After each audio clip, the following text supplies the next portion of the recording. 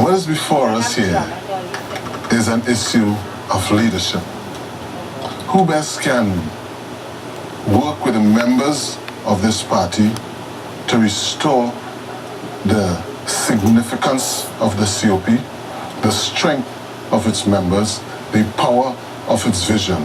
What is before us is how our members are going to vote. They're not going to vote on race or ethnicity or geography, or because you look nice or pretty as the case might be, or because you don't look nice as the case might be. Our members will not do that.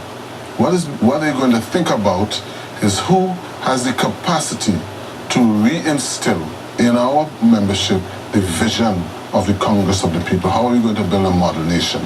Secondly, it is about who is able to expand the base of this party so that we become more than we are today.